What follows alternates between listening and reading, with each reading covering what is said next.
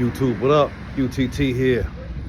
Another day that I see the morning shift not going in. Whether night shift goes in the night, I'm not really sure. But as I told you guys before, went in last night and we got sent back home because there is no fish. We had some bad weather up here past couple days. This is where we are. But guess who went to work? As I told you guys, one of my roommates, he's a forklift driver. He's been going to work, whether the processors sit in the dorm or not, he goes to work. So I can't say it enough. Get your forklift license. Make sure you have it in your back pocket. If you come in as a processor, there's a chance that you can get promoted or upgraded or transitioned or transferred, whatever you want to call it, to that particular department. But just know when you sign up for that, there probably won't be any days off or downtime like with processors.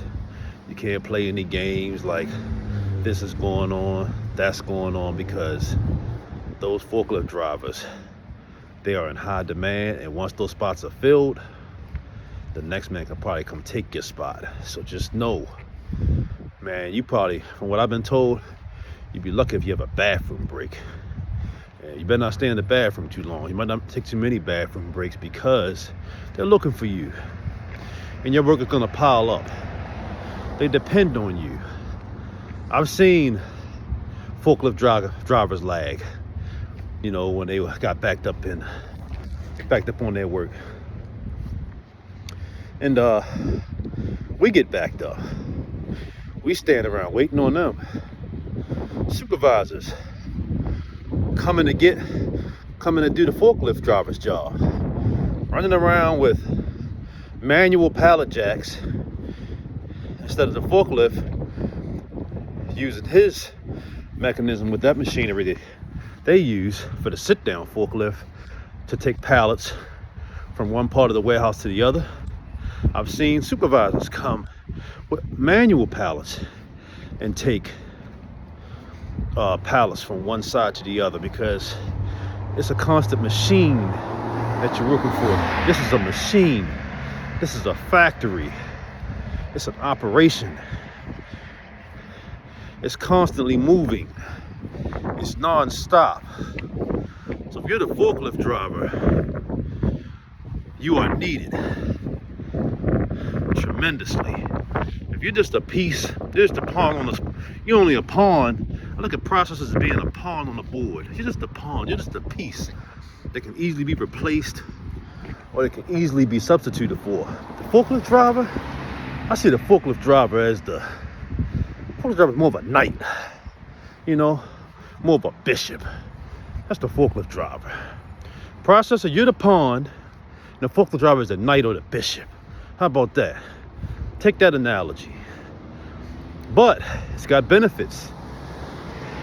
If there's no fish, you're still gonna more than likely be at work in a warehouse working for this factory, for this machine, because it has to go on. Get your forklift certification. I can't say it enough. I repeat, find out what city you're in. Make sure you keep that license in your back pocket. Come in as a processor and keep that forklift license in your back pocket, just in case you get rainy days like this, where you might have a second day straight off because there's no fish. You know, I wanted to share that with you guys. Have a little walk and talk with you guys today. I'm not trying to do nothing fancy. I just wanted to speak my mind, have a quick talk, a reality check, to never stop educating yourself, better yourself, keep on getting your certifications. I can't say it enough. A processor, you are at the bottom. That's facts. You are at the bottom. But it's needed though. It's in high demand. It'll get you in the door. There's nothing wrong with being a processor. Hell, I'm a processor, but check this out. I got my CDL license. I got a tanker endorsement with that, and I got a doubles and triples. But you know what? The CDL game, I got sick of it.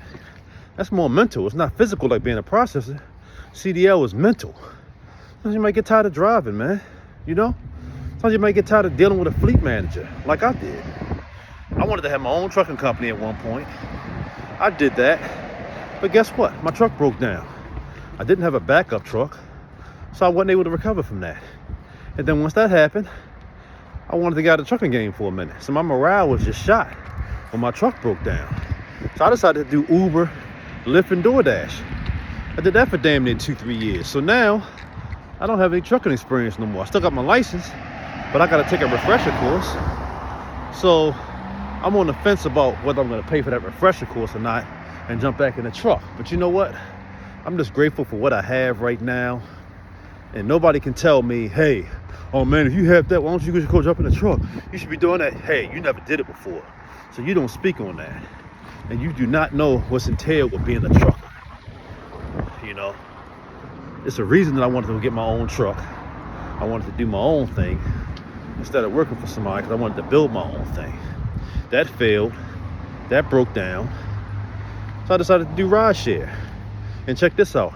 To me, compared to trucking, rideshare was so much easier, man.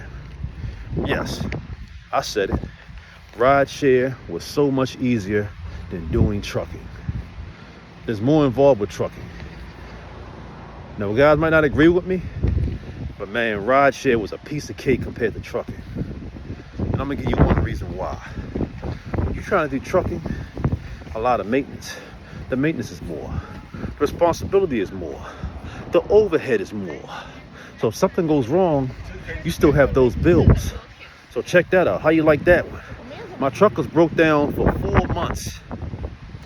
I still had to pay those bills.